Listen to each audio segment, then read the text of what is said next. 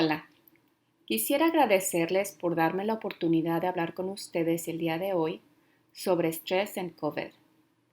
Esto es algo que he estudiado durante toda mi carrera profesional.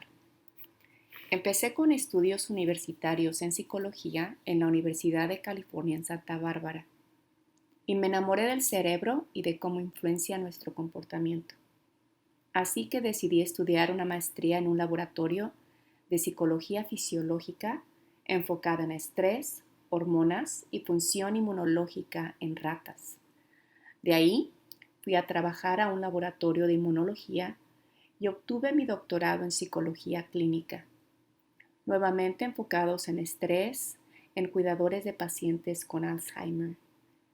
Desde que me cambié a San Antonio por un trabajo en UTSA, la Universidad de Texas en San Antonio, me he dedicado a estudiar los efectos del estrés en la vida moderna en individuos, en la forma que lidiamos con nuestra salud mental. Ese estrés incluye desde el paso acelerado de la vida moderna, el impacto de los medios de comunicación, hasta la presión que los universitarios tienen de completar sus estudios de buena forma mientras se enfrentan los retos logísticos y financieros que son parte de ir al colegio. Junto con mi carrera académica, siempre trabajé como investigadora clínica en California. Pasé un año en la agencia de veteranos y aquí en Texas he tenido una pequeña práctica privada en donde veo a pacientes un par de veces a la semana, además del trabajo en la universidad. Estaba bromeando con un colega no hace mucho que de alguna forma esta experiencia me hace especialmente capacitada para hablar de la situación que está sucediendo con la pandemia de COVID-19. Y aunque literalmente nos tomó a todos desprevenidos, literalmente, les comparto que recientemente viajé a Italia con un grupo de 64 estudiantes con un programa de estudios en el extranjero. No les necesito comentar que regresamos de alguna forma en condiciones caóticas el 2 de marzo.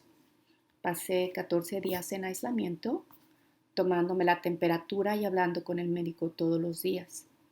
Afortunadamente, ninguna de las personas que fueron al viaje se enfermaron, pero salimos del aislamiento 4 días antes de que Texas empezara a cerrar. Así que toda la cuestión de hacerle frente a los factores estresantes de la vida cotidiana, las cosas que están pasando y sobreponerse de la realidad de lidiar con este virus, además de cómo el cierre de actividades impactó nuestras finanzas y nuestras actividades. Y si agregamos a esto los disturbios sociales, protestas y problemas que han surgido, en parte por el virus, ha estresado las inequidades en nuestro sistema social, también porque algunos de estos problemas han estado hirviendo bajo la superficie ya por algún rato. Cuando me preguntaron que hablara con ustedes acerca de paz y paciencia, me pareció una muy buena oportunidad para que yo reconsiderara cómo presento mi visión del estrés y mi pensamiento en relación a cómo le hacemos frente a una cuestión específica de esta época. Pensé que sería interesante, así que busqué la definición de paz en el diccionario Merriam-Webster, y es de hecho un término multifacético. La paz abarca libertad de pensamientos y sentimientos preocupantes o un estado de tranquilidad y silencio. También puede ser usado para describir armonía en relaciones humanas y la ausencia de guerra, violencia y conflicto civil en la sociedad. Tengo el presentimiento de que todos estos son elementos con los que estamos lidiando en este momento. Hemos estado viendo una variedad de movimientos sociales en televisión o en línea. Aunque no vayamos a las protestas, la mayoría de nosotros las estamos viendo en televisión. Los conflictos en relación a usar máscaras. Es muy difícil no estar estresado o ansioso en un momento en el que muchas cosas están sucediendo. Y la armonía se tensa cuando todos estamos en casa y no podemos ir a la escuela y a trabajar. Actividades en las cuales normalmente pensamos como oportunidades de tener tiempo y espacio para nosotros. Así que voy a estar hablando sobre todos aspectos de la paz, pero también voy a estar hablando de paciencia, la capacidad de aceptar o tolerar la tardanza, problemas o sufrimientos sin enojarse o molestarse. Eso es mucho pedir y tiene mucho que ver en cómo el cerebro funciona y el hecho de que las emociones, especialmente si se refieren a sobrevivencia, son muy fuertes. Una de las razones por las cuales la psicología ha sido muy efectiva, ayudando a la gente a enfrentar situaciones en los últimos 50 o 60 años, es que nos hemos dado cuenta que la relación entre nuestros pensamientos y sentimientos es muy poderosa y no siempre en nuestra percepción consciente. Vamos a estar hablando más tarde de entender esos vínculos para que podamos ser más pacientes con nosotros mismos, con la gente alrededor, con el sistema político y todas las cosas que están pasando en este momento. Ahora, en mi formación de estudiar mecanismos de adaptación, por supuesto, he estudiado los peligros modernos o que experimentamos. También he pasado mucho tiempo hablando de estrés extraordinario, desastres, sucesos fuera de lo común que pasan y causan un trastorno mayor en la comunidad o un grupo de gente. He estudiado cómo los medios de comunicación cubren desastres y cómo la gente piensa al respecto. Y también he hecho trabajos de voluntaria con un grupo que se llama la Academia Cruz Verde de Traumatología, en inglés GCAT. Ellos proveen ayuda de salud mental en escenarios o desastres. Así que viajando con esta organización he estado en Texas después del huracán Harvey. He ido a Puerto Rico en 2 ocasiones y he estado en Paradise, California. Y al hacer este trabajo me he familiarizado con lo que las personas que responden a desastres llaman la curva esperada, la forma normal en la cual lidiamos con situaciones estresantes mayores.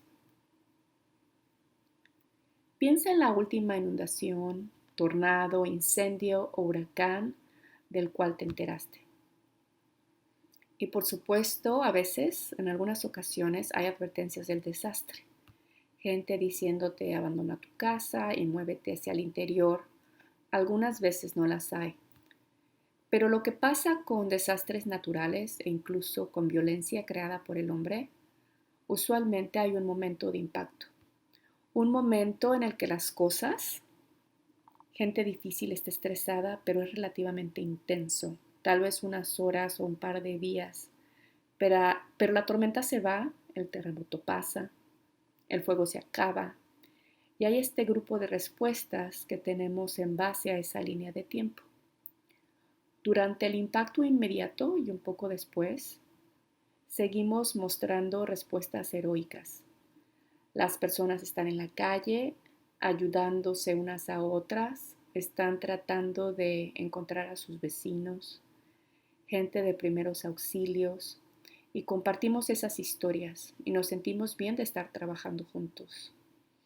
Después nos movemos a una fase o estado de luna de miel, donde hay mucha evidencia de que la gente realmente es buena y puede cooperar para encontrar soluciones. Así que en la luna de miel ves voluntarios viniendo de otros estados, ves gente hablando de esfuerzos para recolectar provisiones y servicios, e incluso los sobrevivientes de estos desastres durante esta fase están muy intensamente conscientes no solo de lo que han perdido, pero de lo que pudiera haber pasado, de lo que pudieran haber perdido. Así que ves gente diciendo, bueno, perdimos la casa, pero por lo menos estamos a salvo. Ese tipo de comentarios. Desafortunadamente, la etapa heroica de la luna de miel seguido cambia a lo que llamamos la etapa de desilusión. Esta es la fase donde las cámaras se van, la gente que no vive el desastre sigue adelante y tú todavía tienes un terreno lleno de escombros, no tienes trabajo, se ve que reconstruir tu comunidad va a ser difícil y mucha gente está en desacuerdo de cómo hacerlo. La etapa de desilusión dura meses o incluso años, y eventualmente hay un periodo en donde podemos decir, mira, nos hemos recuperado, hemos reconstruido, hablamos de lo que podemos hacer mejor y lo que tenemos que hacer después. Y quiero aplicar esto a una pandemia. Inmediatamente podemos ver que hay problemas. Primero que nada, esta pandemia no tiene un final definido. Es un problema fuerte alrededor del mundo, dentro de los Estados Unidos, y fluctúa, sube y baja. Así que incluso estados que pensaban que lo estaban controlando, se están dando cuenta que no es así. Entonces no hay un final a simple vista. Ese tiempo de incertidumbre hace a los humanos sentirse muy, muy incómodos. Hemos estado compartiendo nuestras historias heroicas y de una luna de miel, de cómo los trabajadores en el sistema de salud están sacrificando sus vidas, vecinos cantando desde sus balcones, pero también experimentando lo que algunas personas llaman fatiga de pandemia, que es solo estar cansados de la ansiedad, la incertidumbre y la inhabilidad incluso de planear para el futuro porque no estamos seguros de cuándo vamos a poder controlar la situación, tanto en términos de salud pública como en avances científicos como vacunas y tratamientos. Al entrar a esta fase de desilusión, hay muchos síntomas que probablemente están sintiendo. Una de las cosas que escucho a mucha gente decir es que están completamente exhaustos. Toma mucha más energía ir al supermercado cuando las cosas son difíciles de encontrar, cuando tienes que ir a horas especiales, cuando tienes que encontrar tu máscara, cuando estás preocupado de la contaminación de cada cosa que tocas. Es más difícil estar en contacto con la familia cuando no solo puedes visitarlos, cuando no puedes ir a ver una película o invitar gente a tu casa. Y en su lugar tenemos que hacer llamadas por teléfono, aprender tecnología como Zoom y también tomar decisiones difíciles de a quién ver. ¿De verdad tienes o quieres aislarte de tus abuelos porque no quieres exponerlos a un virus? ¿O ese aislamiento va a llevar a soledad y estrés o problemas de salud mental que pueden ser tan estresantes como el virus? ¿Dejas que tus hijos socialicen con un grupo de gente, un grupo pequeño de gente? ¿Cómo tomar estas decisiones? Además de trabajar desde casa y enseñar a los hijos, realmente todos están tratando de hacer dos trabajos al mismo tiempo. Si trabajas en una industria en la que todavía están saliendo a trabajar, el cuidado de los niños puede ser una preocupación. Tu propia exposición al virus y en muchos lugares de trabajo, la rutina ha vuelto a la normalidad. COVID ha cambiado todo. Los trabajadores en el supermercado acostumbrados a responder preguntas sobre comida, de repente tienen que responder a retos sobre máscaras, cosas a las que realmente ellos no se apuntaron o con las que no esperaban lidiar. Muchos de nosotros también sentimos o nos sentimos desorientados en cuestión de tiempo y espacio. Es extraño ver fuera de tu ventana y ver a tu jardín, que sigue igual y nada ha cambiado, pero saber que el resto del mundo se ve muy diferente. Y estamos perdiendo las señales externas que nos ayudan a saber qué día es, qué semana es. Ir a trabajar marca una diferencia entre los días que tienes que trabajar y los días que no trabajas. La escuela crea una estructura que de alguna forma hace que los niños se vayan a dormir a cierta hora y se despierten a una hora diferente. Incluso algunas cosas que relacionamos con el paso de los meses. Fue extraño cuando no tuvimos un día de impuestos. En múltiples comunidades hemos perdido nuestras fiestas, carnavales y rodeos, los cuales esperábamos con ansias también. Ahora estamos entrando en el verano y las bodas, las vacaciones y las celebraciones del 4 de julio se van a ver muy diferentes. Y mientras estamos viviendo esto, tengo el presentimiento que muchos de ustedes han tenido este sentimiento de verdad, honestamente, no sé qué día es. O tus hábitos de sueño han cambiado y te estás durmiendo más y más tarde y despertando más temprano. O al revés, y no sientes que los pilares que normalmente tienes al principio y al final del día están presentes. Por supuesto, también estamos lidiando con todo tipo de respuestas emocionales, ya que nos preocupamos por el virus, por la gente que está enferma, preocupaciones mayores en relación a la economía y el impacto financiero que esto trae para nosotros individualmente. Si vamos a terminar en una recesión nuevamente. Y el impacto de disturbios sociales después del asesinato de George Floyd no solo ha hecho que mucha gente se sienta abrumada más allá de la pandemia, también estamos viviendo toda la desigualdad que tenemos en nuestra sociedad y el hecho de que la brutalidad policíaca pudo haber sido el principio de la conversación. Una cosa que la pandemia ha destacado es que la gente que vive en la pobreza no necesariamente tiene acceso a los medios para que sus hijos continúen su educación. Cuando las escuelas cierran, no reciben el almuerzo que los niños necesitan. Las disparidades en nuestros servicios de salud se están notando. ¿Y quién se está enfermando y quién está muriendo de COVID? Así que hay mucho miedo y mucha tristeza. También mucha confusión.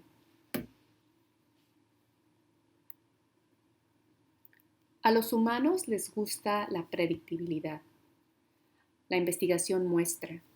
Si yo te digo que voy a poner un electrodo y te voy a dar una descarga eléctrica, si es una descarga inesperada, de hecho, será menos dolorosa que si te doy una advertencia, un sonido o luz antes de la descarga.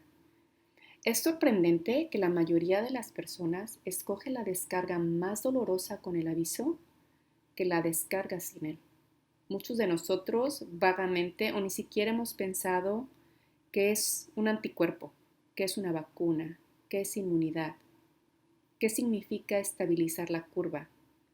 ¿Quién escuchó antes de distancia social, que debería, por cierto, llamarse distancia física, no distancia social? ¿Saben? Cuando todos nos volvemos expertos en 95 diferentes tipos de máscara para protegernos, para soldar y todas las demás cosas que estamos tratando de utilizar para mantenernos seguros. Y lo que normalmente podría ser es ver a los expertos de salud pública, los científicos, los doctores. ¿Qué dicen los doctores? Pero muchos no coinciden y por supuesto los políticos están en desacuerdo. Y hay preocupaciones legítimas en la mesa en relación al balance de riesgos. ¿Qué tan dispuestos estamos a lastimar a la economía para proteger a la gente de que adquiera el virus? ¿Y en qué momento dañar a la economía causa problemas que son tan serios como el virus? No sabemos. Magnificando todo el evento, el hecho es que todos estamos viviendo en un entorno de medios que nunca habíamos experimentado antes. En el pasado, obtener información era el problema. Mucha gente tenía grandes problemas, incluso encontrando información de eventos básicos. Hubo tiempos en la historia del país donde batallas continuaron o guerras no terminaron porque un mensaje no llegó a la gente rodeando estos eventos, no supieron qué había pasado. Por supuesto, ahora con noticias 24 horas al día y el Internet, hay un flujo constante de información y algunos factores que realmente importan. Las noticias en el ambiente capitalista tienen que ganarse su camino. Tienen que competir con entretenimiento, tienen que atraer publicidad y los publicistas responden a los espectadores. Así que las personas en comunicación realmente han visto los cambios de cómo las noticias se nos presentan a lo largo de las últimas décadas. Tal vez desde que la televisión empezó, se ha convertido en más sensacionalista, se ha vuelto más catastrófica, más cautivadora. Si solo ves las noticias en televisión, pensarías que todos nosotros morimos por violencia y homicidios, en accidentes automovilísticos, cuando en realidad cuestiones de rutina como enfermedades cardiovasculares son el principal riesgo para la mayoría de las personas. También hay una tendencia en las noticias de enfocarse en problemas y resaltar cuestiones que llamen tu atención y no de dar vuelta y darnos información sobre soluciones, aclaraciones o lo que ha funcionado en otros lugares. Y un poco después voy a hablar sobre manejar el flujo de información, porque esto es parte de ganar la paz y la paciencia de la cual estamos hablando. Pero desde el punto de vista cognitivo, si tú estás tratando de decidir qué tipo de máscara vas a usar, puedes ir a Amazon, encontrar cientos de máscaras y múltiples sitios en la red a favor o en contra de diferentes combinaciones. Y sabemos que a la gente no le va bien cuando hay muchas opciones. Si tenemos opciones A y B, somos buenos escogiendo y decimos, bueno, realmente no tuve muchas opciones, solo dos. Si tenemos muchas opciones, tendemos a dudar, preocuparnos y luego cuestionar y pensar si solo... Así que la respuesta de cómo permanecer saludable y qué hacer en la presencia de este virus está contribuyendo al estrés emocional que muchos de nosotros estamos sintiendo. Otros pueden haberte comentado que se han sentido distraídos o desinteresados. Estoy acostumbrada a hablar 6, 8 y hasta 10 horas, 10 horas a la semana en lecturas o presentaciones. Hablo con gente individualmente, con clientes de mi práctica. Y súbitamente estoy haciendo presentaciones asincrónicas. Estoy hablando en juntas de Zoom. Estoy hablando con clientes en el teléfono y encuentro que se necesitan habilidades diferentes o incluso una mentalidad diferente para estar enfocado en estas condiciones tan únicas. ¿Cómo puedo yo poner atención a lo que está pasando en la pantalla de Zoom y no distraerme viendo mis correos o algo más? ¿Qué ritmo utilizo en mis conversaciones cuando no veo si las personas están asintiendo o frunciendo el ceño, dándome señales no verbales acerca de cómo estamos? ¿Cómo puedo leer las expresiones de la gente si apenas puedo ver la cabeza que está borrosa en la transmisión? Toma mucho esfuerzo, o mucho más esfuerzo cognitivo, ponerle atención a la comunicación en pantalla. Es más difícil para nuestro cerebro. Nuestros ojos se cansan y estamos procesando la información de manera diferente. Y no recibimos toda la retroalimentación, no necesariamente estamos recibiendo las señales no verbales. Y la mayoría de nosotros encontramos muy desconcertante vernos en la pantalla y escucharnos hablar.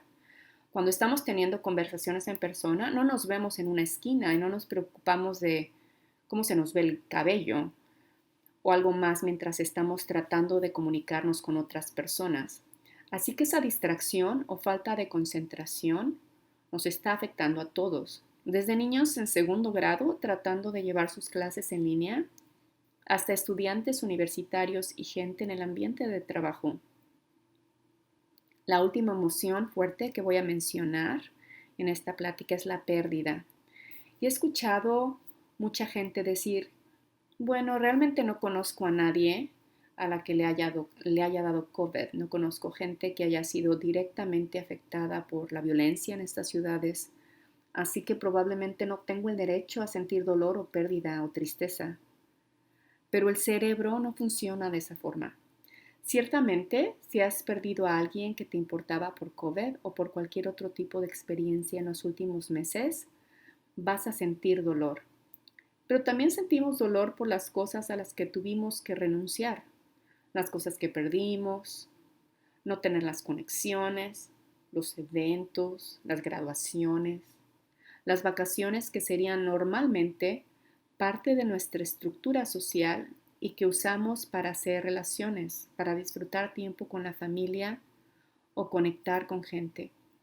Así que hoy estamos pasando mucho dolor y si perdiste tu trabajo o alguna otra cosa tangible, Puede ser que también estés afligido por la pérdida de ese mundo, de esas finanzas y conexiones. Bueno, hasta ahora creo que lo que he hecho es hacerlos pensar sobre las cuestiones que pueden estar haciéndolos sentir estresados. Y espero no haberles dado la idea de que no hay forma de regresar o enfrentar estas situaciones. Ahora, creo que primero tenemos que hablar y reconocer cómo nos estamos sintiendo como el primer paso, pero entender qué podemos hacer para avanzar y cómo podemos hacerlo es el segundo paso. Así que tengo un plan de 3 pasos del cual quiero hablar hoy. Cuando doy lecturas, uso presentaciones con puntos importantes y dependo de esos puntos para mantenerme enfocada y mostrarle a la gente cómo trabajan las cosas. Y casualmente tengo una presentación preparada para seguir con lo planeado que con gusto puedo compartir si la gente la quiere en el futuro. Pero de cualquier manera, este es el contenido de mi plan de acción de 3 puntos. El primero es que tenemos que entender mejor nuestros pensamientos y sentimientos y cómo manejarlos. Y no estoy hablando de forma abstracta, estoy hablando de formas específicas de entender qué está pasando con cada uno de nosotros como individuos en esta situación actual. Así que primero vamos a hablar de pensamientos y sentimientos. 2. Tenemos que tomar control de nuestros patrones de comunicación. ¿Cómo interactuamos con otros? ¿Cómo permitimos que otros nos influencien? Y eso incluye el mundo de los medios de comunicación que impactan cómo pensamos. Y con la habilidad de compartir lo que publican los medios sin difundir información en línea, muchas interacciones en Facebook y conflictos familiares se están derivando por desacuerdos en relación a los medios de comunicación. Y finalmente quiero hablar de algo que pareciera más esotérico, pero creo que tenemos que recordar constantemente la necesidad de tratarnos a nosotros mismos y a la gente a nuestro alrededor con más compasión y cuidado. Esta no es una situación fácil y es una situación sin precedente. La última vez que tuvimos una pandemia de esta magnitud fue la influenza española. No teníamos televisión, no teníamos computadoras, no teníamos internet. En general, no teníamos familias en donde ambos cónyuges son profesionales. Hay tantas cosas que hacen esta situación diferente y cambian lo que tenemos que enfrentar y cómo hacerlo. Empecemos con el plan de 3 puntos. Cuando era una psicóloga joven, tuve mucho acceso a la investigación de Aaron Beckett y Albert Ellis. A estos dos individuos se les da crédito por elaborar la terapia cognitiva conductual. Beckett era un médico y Ellis era un psicólogo.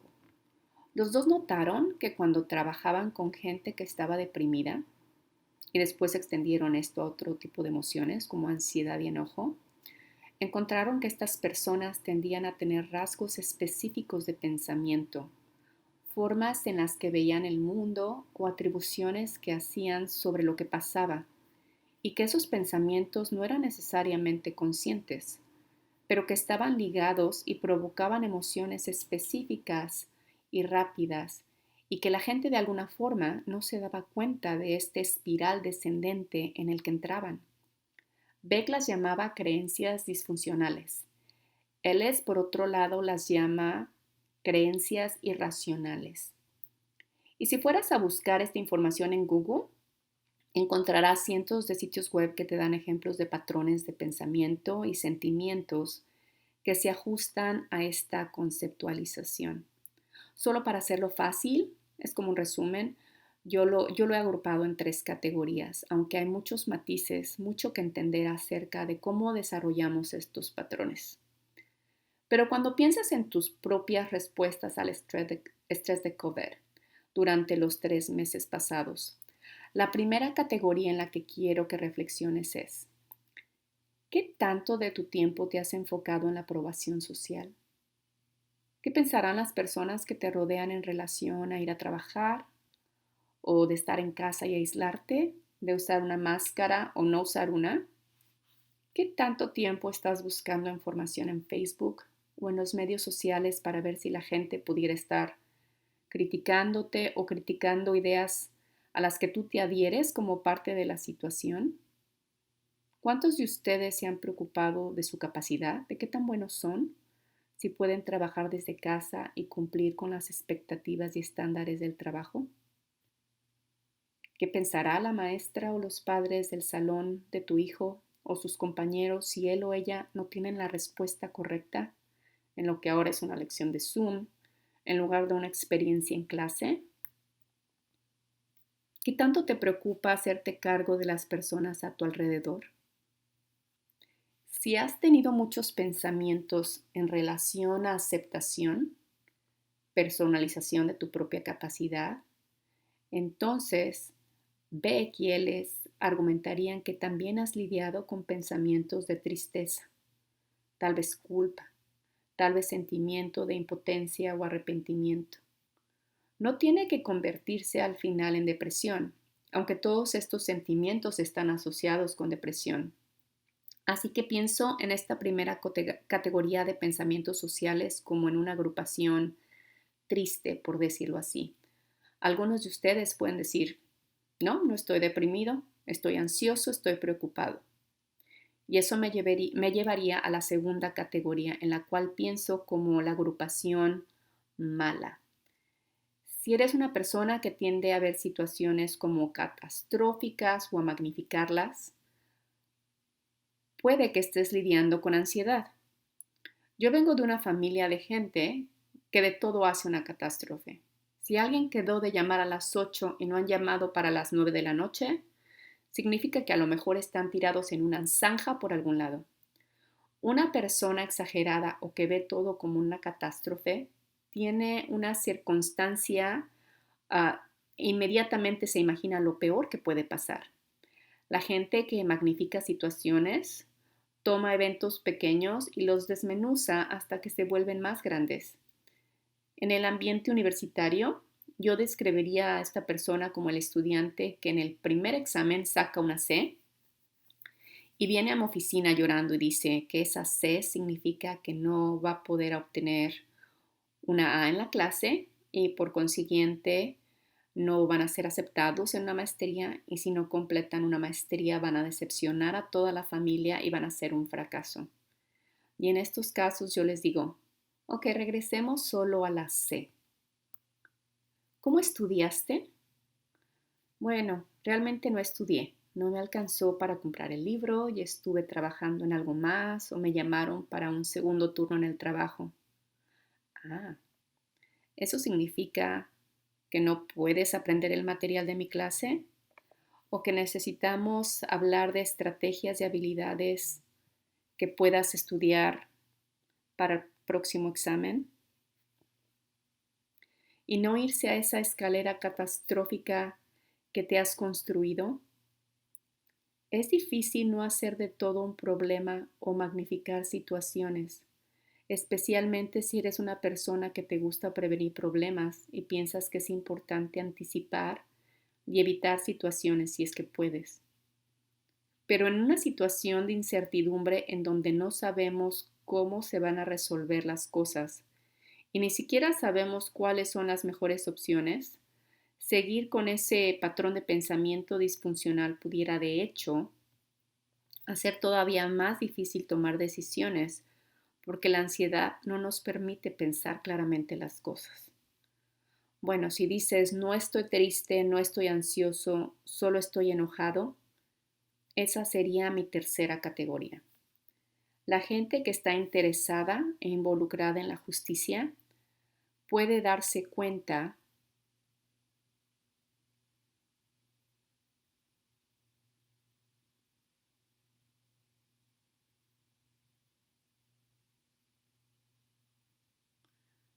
de que tal vez está batallando con pensamientos de culpa, justicia, lo que debería de estar pasando, lo que es correcto, por qué el gobierno no estaba preparado, por qué no estaba mi lugar de empleo mejor preparado para esto, por qué mis padres no tienen un buen seguro médico, mis hermanos que no están ayudando con mis padres que son grandes, muchos pensamientos políticos en relación a lo que debimos haber hecho o pudimos haber hecho. Una de las formas en las que puedes darte cuenta que estás metido en este círculo de pensamiento es si estás pasando mucho tiempo diciendo frases que empiezan con la palabra sí. Si solo alguien hubiera hecho algo, no estaríamos aquí.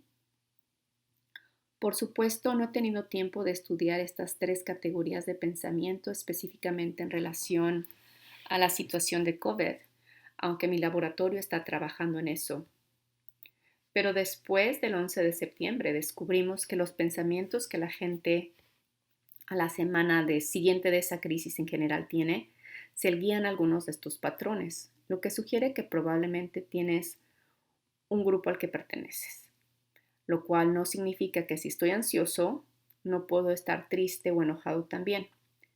Pero lo que Beckett y Ellis realmente hacían era urgir a la gente a que reconocieran que los patrones que estaban repitiendo, aunque fuera de forma inconsciente, estaban conduciendo tanto las emociones que estaban experimentando como la magnitud de esas emociones. ¿Qué tan fuerte estaban experimentando estas emociones? Ahora, quiero hablar de sentimientos por un minuto y luego les voy a dar una estrategia si pueden identificar algunos enlaces entre estos pensamientos o sentimientos. Vivimos en una cultura donde los sentimientos se tratan casi de una forma extraña y contradictoria. Primero que nada, están ligadas a nuestro cerebro, están ligadas a la sobrevivencia. Así que si estás muy asustado, muy ansioso y en un estado de lucha o escape empieza, va a cambiar tu pensamiento racional y no va a ser particularmente verbal. De hecho, si te pido que describas un sentimiento para mí, mis estudiantes de cualquier forma no pueden hacerlo. ¿Cómo te sientes cuando estás enojado? Bueno, me siento agitado, mi cara se torna roja, mis manos sudan. Lo que me están diciendo son sensaciones fisiológicas que están asociadas con el sentimiento, pero que no pueden darme una descripción del sentimiento. Eso ligado con esas pistas o señales no verbales. Otra cosa en relación a los sentimientos es que no son ocasionales y no siempre nos gustan. Podemos no quererlos. Seguido tratamos de ignorarlos, lo cual no es particularmente una buena estrategia. Y lo que he descrito con mis clientes es que las emociones son muy parecidas al dolor.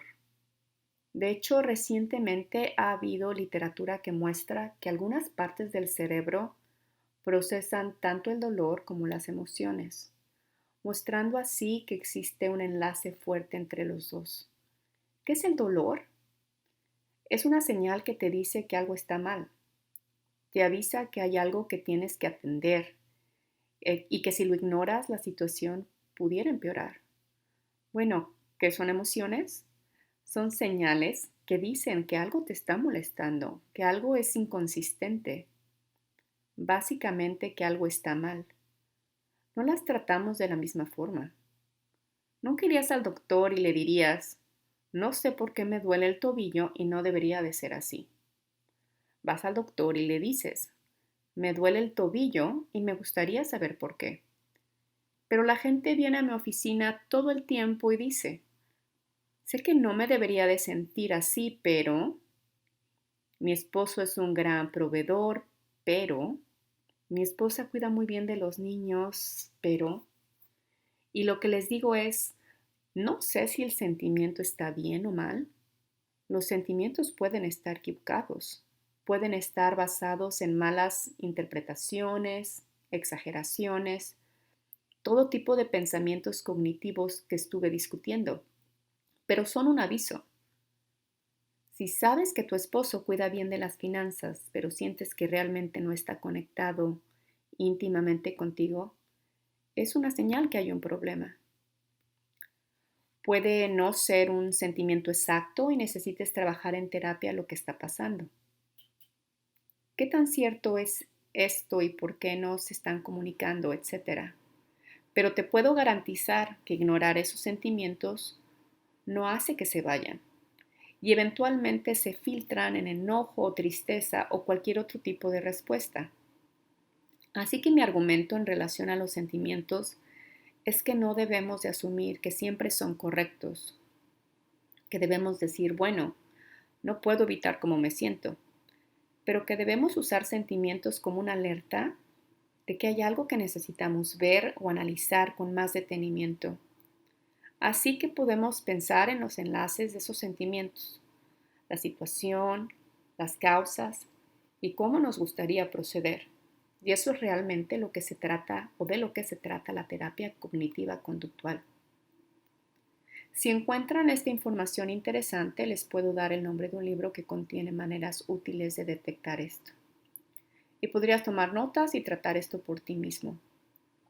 Durante la siguiente semana, cada vez que sientas que traes carga emocional, anota en tu teléfono o en un pedazo de papel, incluso en tu mente, ¿cuál fue el evento desencadenante?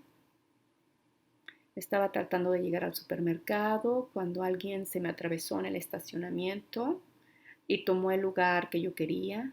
Inmediatamente pensé, esto no está bien, esto no está correcto. Quería embestir a alguien. Te enojaste.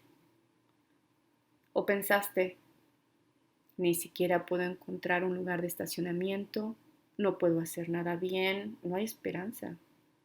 Y te pusiste triste.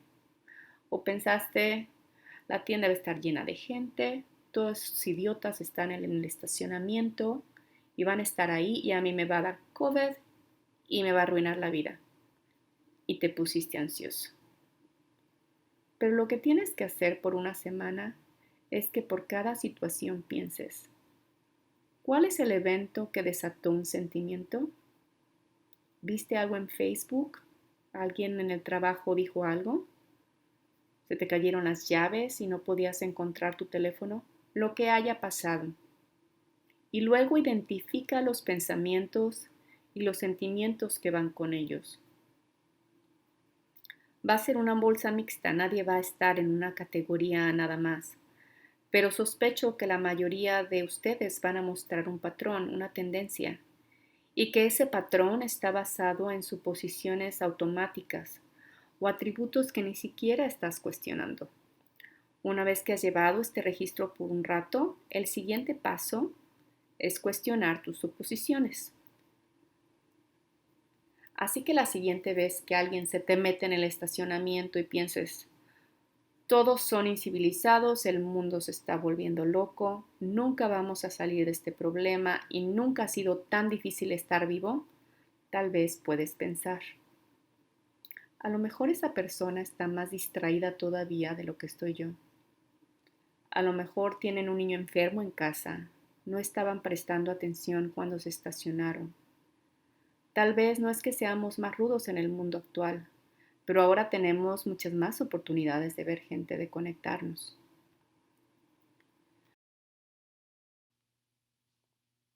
Mis abuelos crecieron en ciudades de un par de miles de personas. Casi conocías a todos ahí. Yo probablemente he visto más gente en un viaje a H-E-B que el total de gente que ellos veían en una semana entera moviéndose en su pequeña ciudad. Y la mayoría de la gente que veo es gente que no conozco. Son extraños y no sé cómo van a responder. No sé por qué están estresados. No sé qué está pasando en sus vidas. Así es fácil suponer que todo el mundo es hostil e incivilizado, cuando es solo una diferencia relacionada a nuestro mundo. Si quieres pensar en eso otra vez, imagínate la última vez que ibas manejando y que alguien giró bruscamente su volante y se metió en tu carril. Y cuando te estabas enojando, te hicieron esa señal, se encogieron de hombros, te hicieron un gesto de que lo sienten mucho y se equivocaron, es su culpa. Y tú cambias y lo entiendes, no pasa nada. Cuando podemos entender los sentimientos de los demás, no siempre hacemos las mismas atribuciones o tenemos las mismas creencias sobre lo que están haciendo. Así que lo que haces en esta etapa es asesorar la fidelidad de tus pensamientos. ¿De verdad me va a dar COVID porque la gente en el estacionamiento es ruda? ¿Esto realmente va a durar para siempre? ¿Encontraremos una vacuna eventualmente? ¿Cuáles son pensamientos alternativos? Tal vez la persona que no te dijo hola en el pasillo no está indicando que no te quiere o que no está de acuerdo con tu posición de usar máscaras, pero estaba tan estresada de algo más que ni siquiera se dio cuenta que estabas ahí. El punto de la terapia cognitiva conductual es que los sentimientos están envueltos, son parte de nosotros y no son verbales, pero los pensamientos son el recubrimiento cognitivo que tenemos y pueden ser consistentes y podemos controlarlos. Podemos activamente cambiar esos pensamientos si nos concientizamos de sus patrones. Al principio, cuando empecé a enseñar, llegaba a un salón con cientos de estudiantes y pensaba, ¿cómo voy a poder complacer a toda esta gente? ¿Cómo voy a llevar a cabo esta conferencia para llegarle a la gente en un rango desde 18 años hasta un veterano de guerra que acaba de regresar y ha visto todo tipo de estrés? Y eventualmente entendí que lo que estaba mal era que pensaba que tenía que complacer a todo mundo porque no puedo, porque no es posible. No sé todo lo que está pasando en la vida de todos. Y cuando empecé a entrar a diferentes clases, decidí ser lo más auténtica que podía, lo más abierta para leer las señales de la gente, para leer a la audiencia, para tratar de ver cuando alguien está agitado o molesto o aburrido y ofrecer oportunidades para que ellos se comuniquen. Realmente cambió mi modelo.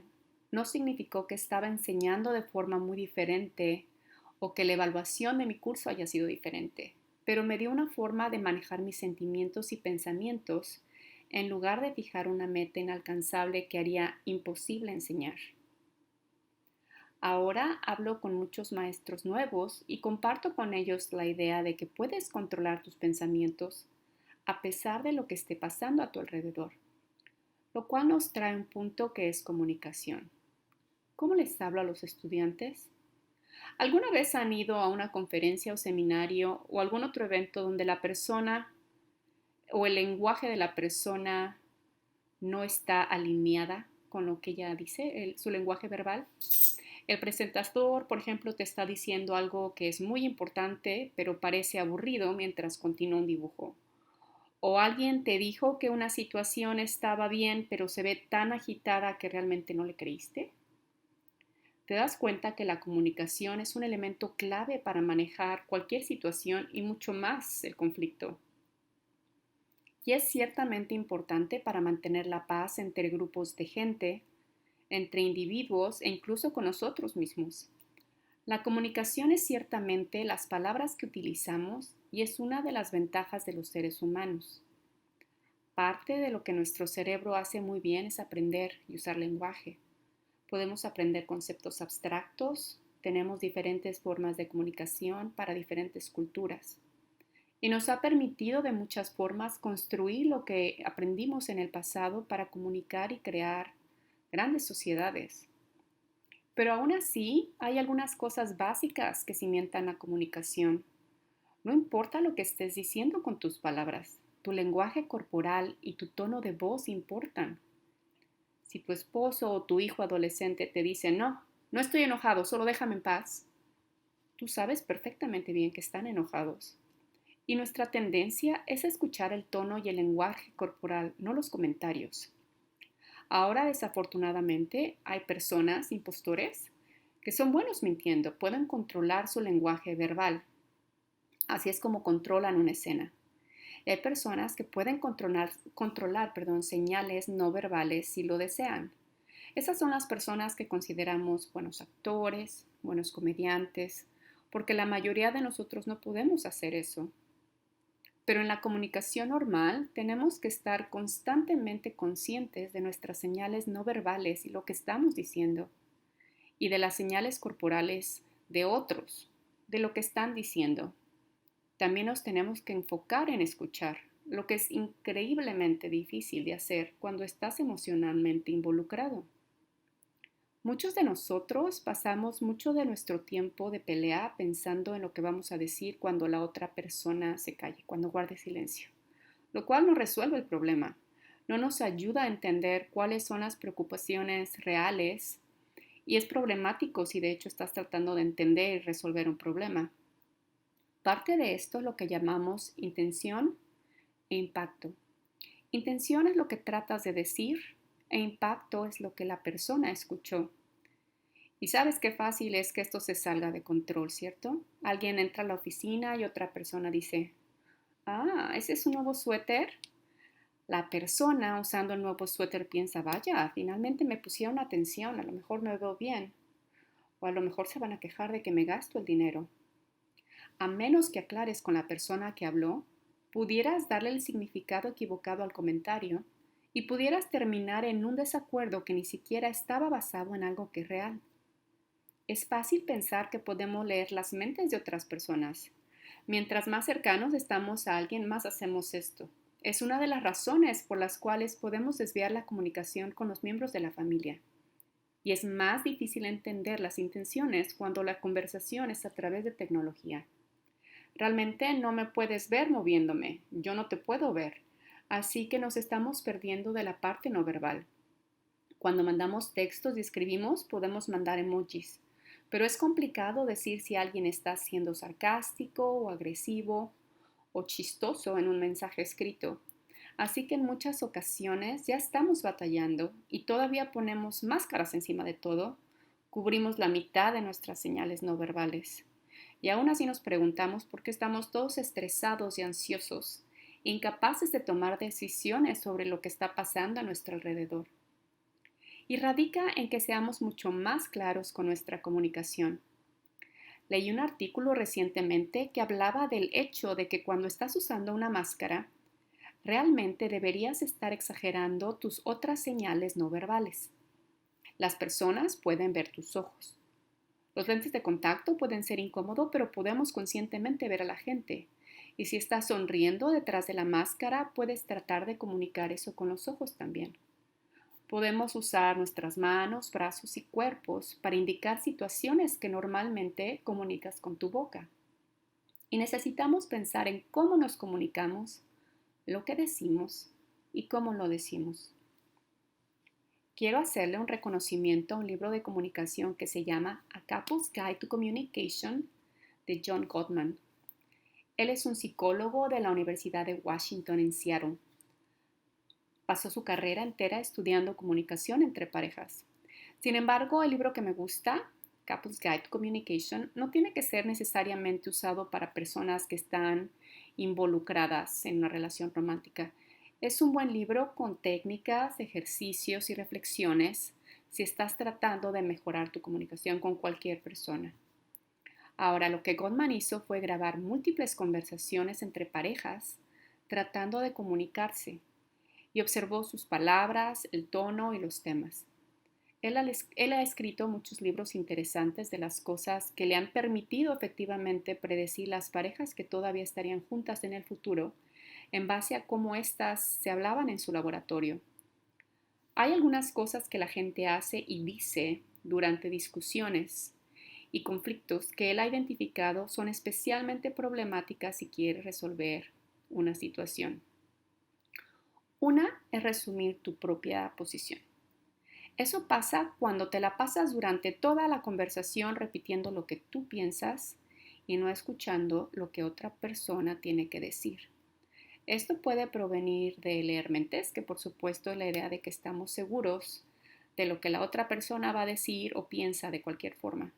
Y se complica todavía más si hacemos cosas como kitchen sinking, que ocurre cuando una persona tiene una queja sobre nosotros y en lugar de atender la preocupación traemos a la conversación otros temas. Bueno, a lo mejor yo dejé mis zapatos en el piso, pero tú no lavaste los trastes anoche. Bueno, pudiste haber lavado los platos anoche, pero me avergonzaste en esa fiesta la semana pasada. Y de repente, todo excepto el fregadero es parte de la discusión. Y entonces continúas este camino de quejas mutuas en donde dices sí, pero y nunca regresas a la situación original. Me doy cuenta que trabajaste arduamente limpiando la casa y que fue difícil cuando llegué y dejé los zapatos tirados en el piso. Voy a tratar de no hacerlo, pero traje los zapatos puestos todo el día y traía una ampolla. Venía muy estresado manejando de regreso y estaba muy contento de llegar a casa. En el futuro, ¿cómo podemos manejar esto? Esas son conversaciones difíciles de tener si todo lo que hacemos es culpar a la otra persona por lo que están haciendo o no están haciendo durante la discusión. Hay cosas que puedes hacer para ser un comunicador positivo. Una forma es tratar de resumir tu posición y tratar de resumir la posición de la otra persona. Sí, puedo ver que fue un día muy difícil con los niños. Me imagino que limpiar la casa fue frustrante y cuando todos llegamos y la desordenamos todo el tiempo, entiendo cómo te sientes. Resumir su posición y validar lo que otros sienten puede cambiar la conversación completamente. Dejar a la gente sintiéndose escuchada y más dispuesta a negociar contigo. Sí, tienes razón, me enojé contigo, los zapatos no son un gran problema. ¿Qué tal si ponemos una canasta junto a la puerta para que cuando llegues los pongas ahí y no sientas que hay un desastre? Otra cosa que puedes hacer es cuidar tus mecanismos defensivos. Desafortunadamente, nos ponemos más defensivos cuando la crítica de otra persona nos ha ofrecido, nos intimida o pensamos que es verdad. Así que eso detona nuestras propias emociones. Incluso solo la forma en la que inicies la conversación es importante. Eres tan desconsiderado en lugar de decir, estoy muy cansada y realmente me molesta que lleva a una conversación completamente diferente. Realmente tienes que ver el libro de Gottman. Es otra presentación completamente, pero es una de las cosas que él realmente promueve, reconocer las necesidades de todos de desescalar una situación y calmarnos. Algunas veces, cuando la gente se enoja, quiere tener una conversación en ese momento, quiere resolver y llegar al fondo de la situación. Otros se abruman y quieren dar marcha atrás. Cuando están agitados, cuando uno está agitado y uno quiere enfrentar la situación y el otro quiere retroceder, es casi garantizado o está casi garantizado que esto va a llevar al siguiente escenario. La persona que está abrumada y estresada eventualmente se va, se cierra y se rehúsa a hablar. Sienten que están protegiendo sus emociones porque no pueden avanzar. Y la persona que está agitada y molesta siente que la están bloqueando, que esto no va a ser resuelto, que esto es una forma pasiva-agresiva de arreglar el problema. Lo que Gottman quiere que hagas es tener señales que digan, mira, voy a necesitar un poco de tiempo para calmarme porque estoy agobiado, pero estoy dispuesto a hablar de esta situación después. Así tú tienes el espacio que necesitas y la persona que está alterada sabe que no solo te estás yendo, que habrá un momento y de hecho tiempo para calmarse. Puede ser bueno también. Ahora, quiero hablar brevemente sobre otro aspecto de la comunicación que forma parte de eso. Y esto es manejar el impacto de los medios de comunicación en nuestra vida otra vez. Pudiera hacer una presentación sobre este tema. Enseño en cursos sobre manejo de estrés y hablamos todo el tiempo de los cambios que mencioné antes. Nadie en la historia del mundo ha tenido tanta información como nosotros la tenemos actualmente. La obtenemos de muchas fuentes. Está estructurada de diferentes formas. Y el problema ahora no es la falta de información, sino escoger esa información y decidir cuál es válida y cuál no lo es.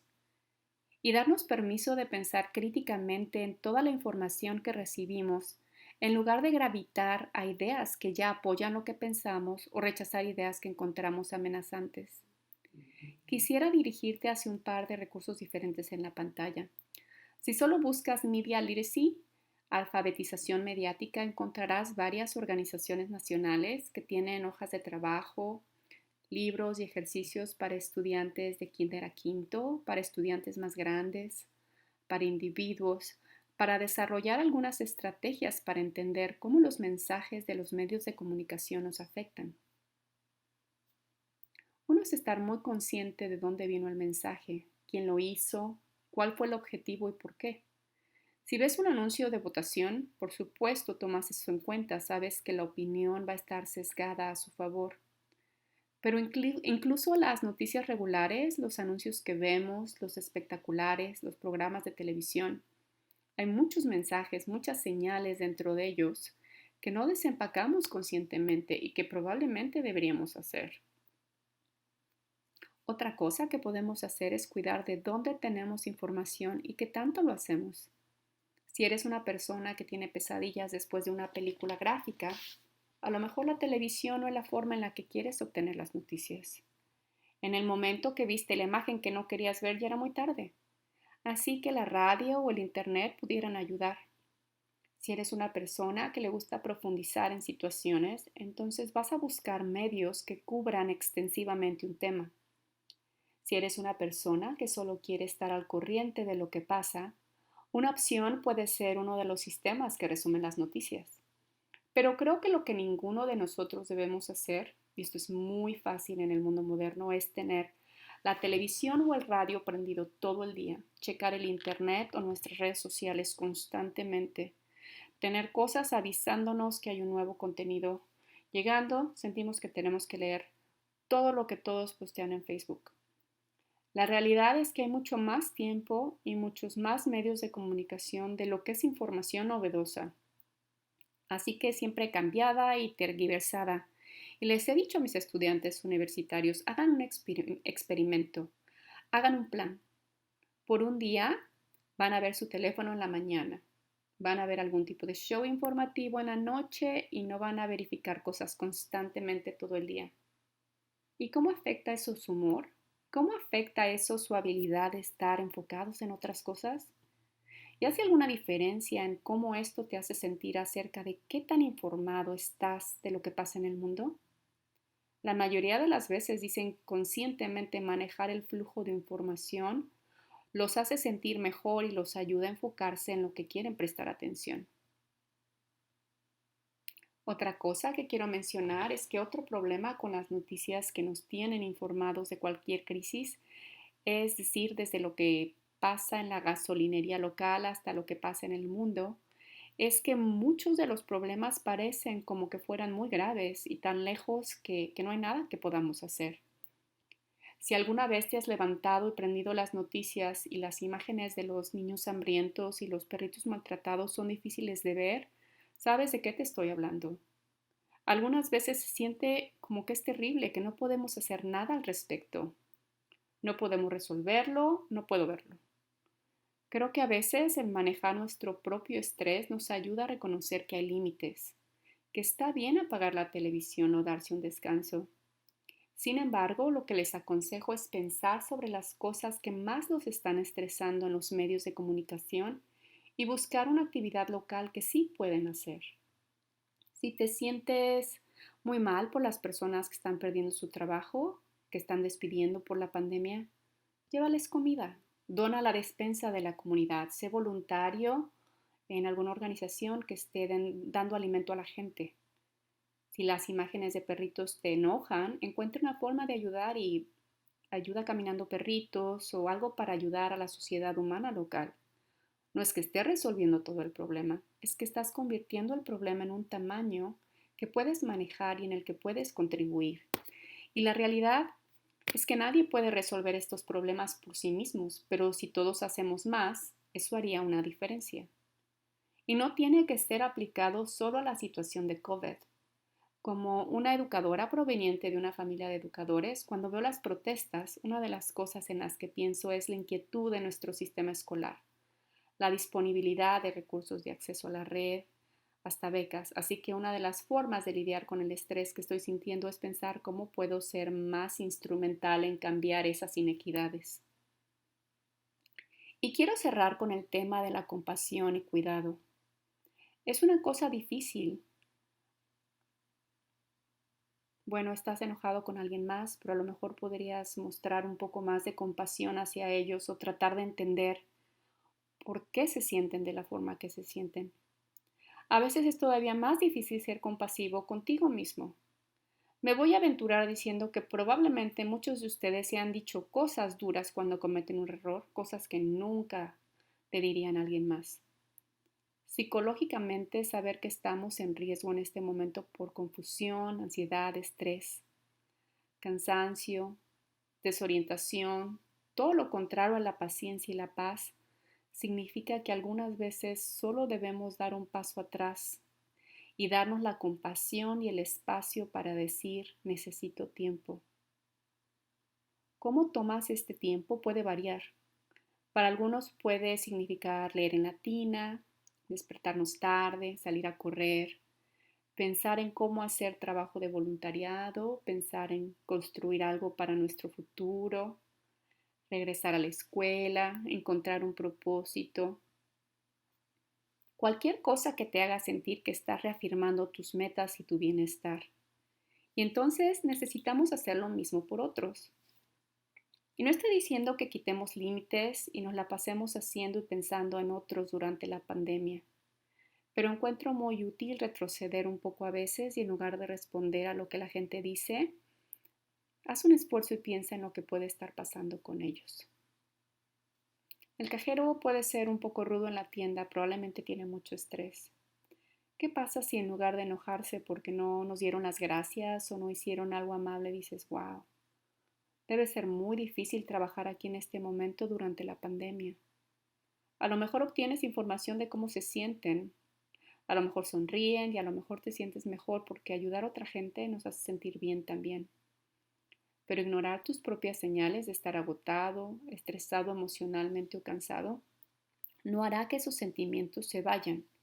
Y tenemos últimamente que ser responsables por nuestro bienestar, así como de la gente que nos rodea. Yo sé que ya han oído esto, pero se los digo otra vez. Si se suben a un avión, les dicen pónganse una máscara antes de ayudar a sus hijos, porque si se colapsan, no hay nadie más que los pueda ayudar. Y les diría que eso es de verdad, y en esta larga carrera que estamos teniendo con la pandemia es todavía más cierto. Finalmente, quiero terminar con la referencia de otro libro que realmente me gusta. Este libro se llama Rapid Relief from Emotional Distress. La versión original fue escrita por Emery E. Campbell y puedes encontrar libros usados en línea. Han habido actualizaciones de este libro y el libro trata sobre cómo usar terapia cognitiva conductual y las técnicas que recibirías con tu terapeuta en tu terapia o en tu propia vida para manejar estrés y lidiar con él. Hay una forma o fórmula en el libro que me encanta, se llama ACT, A-C-T, y aquí están los 3 pasos. A significa aceptar la realidad. C es crear una visión. Y T es tomar acción. ¿Qué significa aceptar la realidad?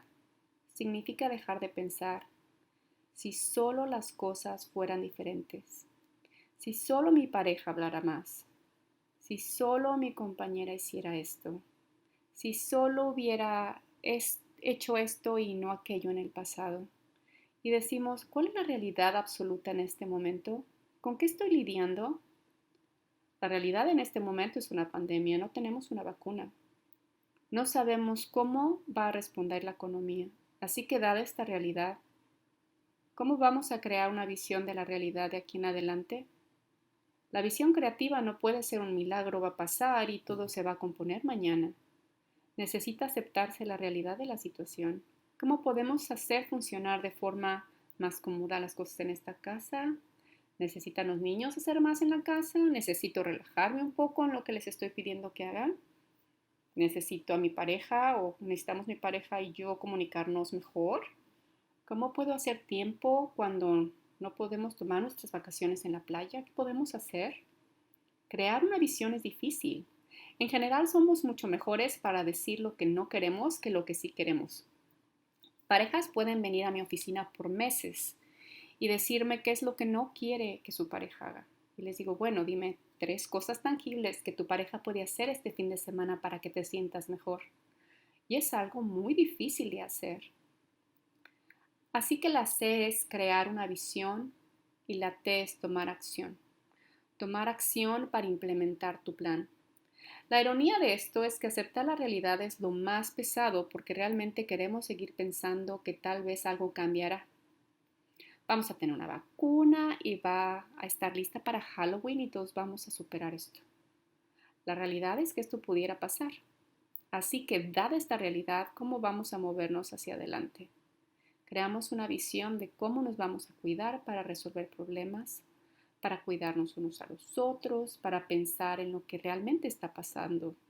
No solamente detrás de las máscaras de la gente, pero detrás de los rostros de la gente en general, lo que está detrás de su comportamiento, y tomar acción para hacer eso.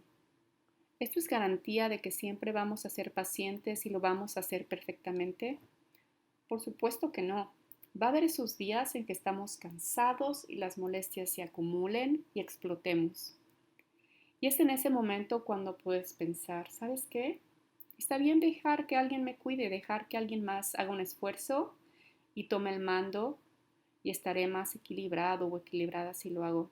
Pero también significa que tenemos que dejar ir algunos de esos pensamientos de si solo nadie puede cambiar lo que va a pasar con COVID. Podemos cambiar lo que planeamos para la siguiente pandemia, pero ser pacientes mientras trabajamos en esto y fomentar nuestro propio sentimiento de paz también ayudará mucho para promover paz con la gente que estamos viviendo. Y últimamente es lo que vamos a tener que hacer a un nivel social si queremos encontrar una forma de reconciliar nuestras diferencias y avanzar de una forma más equitativa y que no esté caracterizada por gente que se sienta en sus sentimientos y luego explota y se crean peleas, protestas, conflicto, etc. Tal vez esta plática tuvo más información de la que querían escuchar. A lo mejor hablé de cosas de las cuales les gustaría saber más y sé que en la sesión de preguntas y respuestas tendremos tiempo de hacer eso. Así que tengo muchas ganas de verlos en esas sesiones y ver cómo podemos continuar esta conversación. Muchas gracias.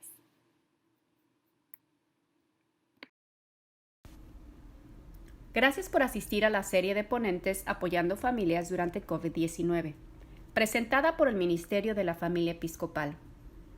Únase para una discusión vía Zoom con un clérigo local mañana a las 8 de la noche. Por favor, regístrese en el enlace proporcionado. Las iglesias episcopales del condado de Collin están orando por usted y su familia.